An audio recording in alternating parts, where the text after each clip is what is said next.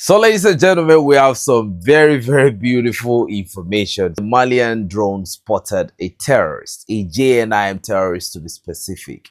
And guess what happened? He disappeared on sight. He didn't just disappear, he left his food behind. Ladies and gentlemen, look at what he's eating.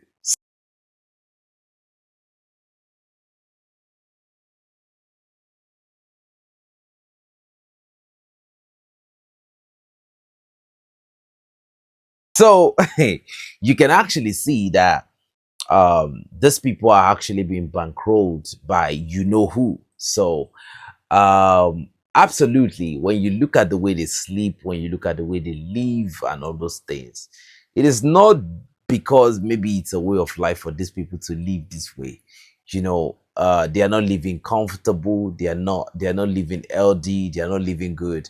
But at the end of the day, as long as they've chosen the path of terror, Mali is no place for elements like that.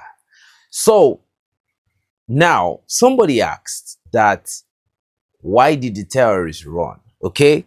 Now, this explanation is very important. That is why I'm even bringing it up.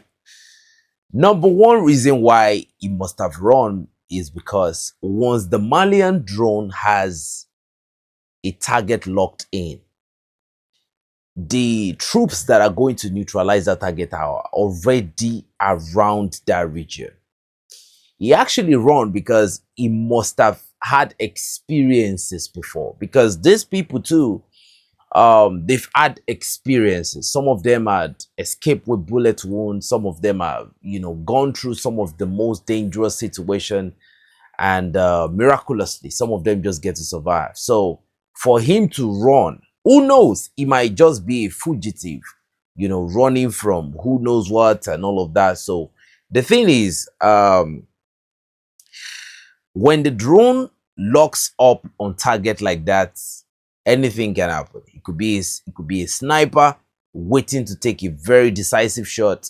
It could be a Baraktar Kinchi drone that comes next. They just run. So the thing is, this is the current situation of Mali.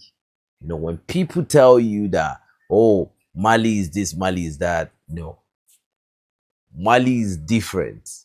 People travel in Mali by road. People travel. Schools are still working, right? It's not the type of situation we are having right now. And terrorists are not getting negotiated with, they are surrendering. Because in the next information, okay, we have a very beautiful development in so many regions in the northern part of Mali. According to Mon Patrie, so terrorists are now surrendering their weapons in Segu, Mopti. I've always been very cautious about Mopti. Mopti is a region where there has been a lot of insurgency in the time past. It used to be a very highly kinetic region that even some of these terrorists will extravasate from Mopti. They will go and run operations in Burkina Faso. But after some time, the Malians were able to put Mopti in check. I mean, the Malian Armed Forces actually put Mopti in check. And, Mopti right now, fuel started entering places like Mopti and all of that. So,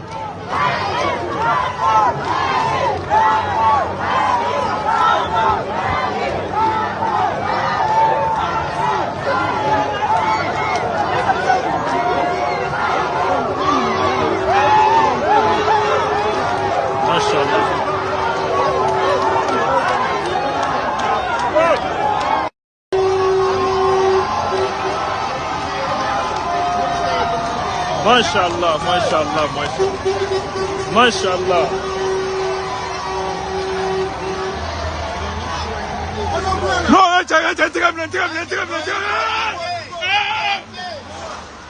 So, I mean, the Malians are doing a very fantastic job in that location.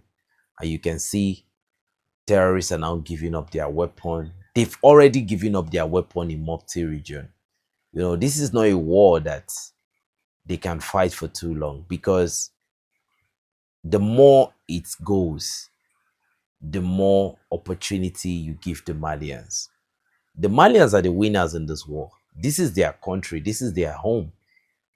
They are not, the Malians don't need to bother about um, how many kilometers of, no. The Malians are measuring their victories by bodies. They are not measuring the victories by kilometers. The Malians are measuring the victories by bodies. Do you get what I mean? The Malians are not moving in a non-strategic way. The drone does its job, and once the drone has a target locked in, unsuspecting, the forces move in, and before you know, they get the job done. So it's a very, very highly technical, strategic, execution of what they are supposed to do at every point in time. So according to the information, they said even in Timbuktu region, Gao, and now, the Taudenit region, terrorists are giving up their weapon. As you can see in the picture, a lot of these terrorists of different ethnicity, they are giving up their weapons. And that's a very good development. Education needs to follow. Rehabilitation needs to follow. Unlearning a lot of things need to follow. And I think there should be some policies that should be implemented that we enable some radical preachers. It could be cleric from any religion.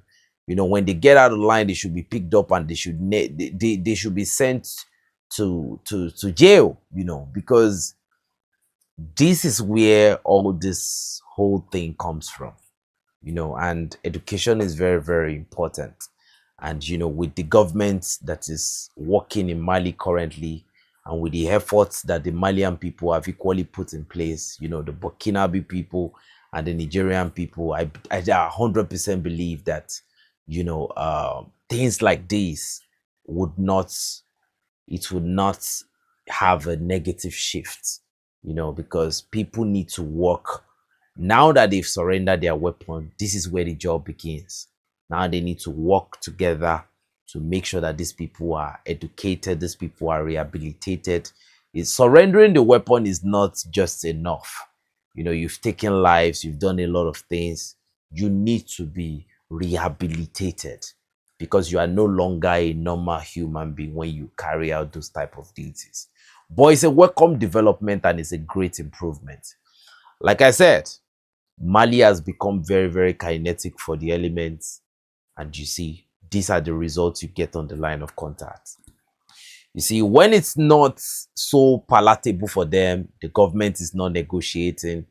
You see, they continue to say the government will not negotiate. And when they know that the government will not negotiate, this is what you get.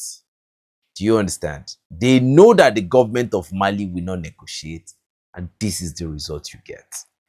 So, ladies and gentlemen, another episode, the Beninese authorities describes Niger's uranium as dangerous as long as France no longer have access to this uranium.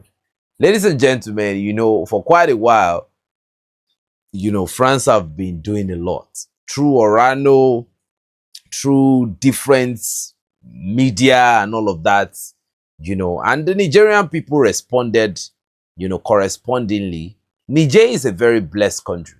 Imagine a country that has, they have the hydroelectric capability, they have uranium.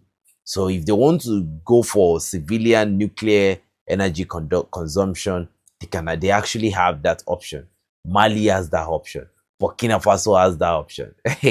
And also, when it comes to fuel, Niger has that option. All these countries have those options. You see, all I feel like is France does not need to have any access in this country again. The fact that this country remained the way it remained under the influence of France. Look at how much improvement we have seen. For the time being, that France has not had anything to do with their internal affairs. For me, I would even want a situation where there is no element of France in these countries. You know why? Look at Ian Vasili, right? He was a French citizen in Mali. What was he doing? He wanted to foment espionage. You see, at this point, I believe that France will try all its best to use any tool and every tool at all that it can lay its hand upon to either build up espionage or either cause chaos within these countries. So, I mean, the more they distance themselves from France, the better. I know that France wants to turn a new leaf. France wants to work with this nation, because they've by themselves changed the narrative.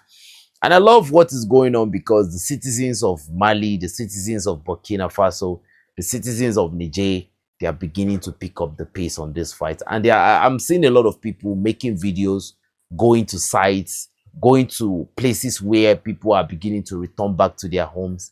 And they are showing the world what is really, really going on, the reality in their country. And I really, really appreciate that. This is what we appreciate. This is what we want people to know. Let the gospel move very far. Let the education move very far. We need to get out of this this propaganda. We need to get out of these shackles of lies as quick as we can. And that is why we keep on working every day. According to the information we have, Air France CEO says that resuming operational duties in the Sahel states, which is Mali, Burkina Faso, and Niger, is an urgent priority.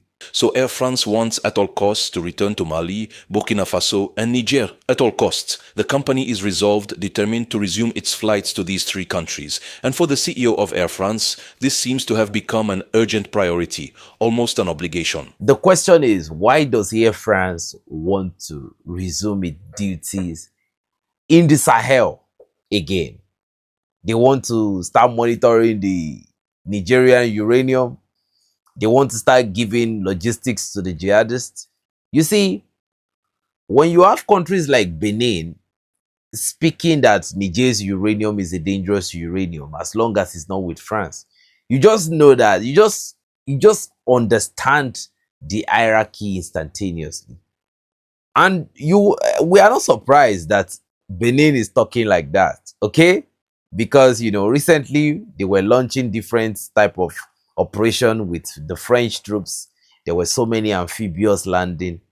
But the funny thing, this same public that requested the help of Burkina Faso when their troops were about to be neutralized. Now, to make you understand how huge what Burkina Faso did back then, how huge it was, did you see how the new defense minister of Nigeria reacted to one of those, drone missile capability? Do you know how much they called it? So imagine how many drone missiles that Burkina Faso actually shot at those terrorists to help the Beninese troops leave back then. And you have the same, you see, people don't change. Leopards don't change their skin. You just have to know them for who they are, and you act accordingly. Ladies and gentlemen, that's just the truth. They don't change. How dare Benin Republic say that Niger's uranium is a dangerous uranium? Like, I don't understand what they mean by dangerous. But anyway, Niger has said what he has to say. The borders of Niger is different from the borders of Benin Republic. So we'll see. So now that I think Air France is saying that they want to resume, I don't know. I think that will be left to the authorities of the Sahel. Very soon they will be meeting and they will be having another meeting, where they will be deliberating on a lot of things. We'll be looking forward to seeing, what the result of that meeting will be. But ladies and gentlemen, this is where I draw the curtain for now. This platform is, this channel, the Android community is one of the most targeted community. When we drop videos, it goes through so many episodes of so many levels of review and review and review and review, just because we continue to debunk the lies of the enemies of the state. So, but ladies and gentlemen, we will continue to do what we do. So we won't give up right now, because that's the objective, to make people like us give up. So we really appreciate you. I want to appreciate your coming. I want to appreciate the fact that you come back every time, and a lot of people go ahead and they even spread this information, the more they share, they like it, they subscribe in such a way that it gets to new people that need to find out this information. So we really want to appreciate everyone. We really want to say thank you for coming back. It is very, very important that we get this information to you in a very timely manner. That is the essence of it, so that the corresponding measures can be put in place. Thank you for coming back, and God bless you. It's your boy 7200 signing out in October before I go. And Luta Continua, Victoria Santa.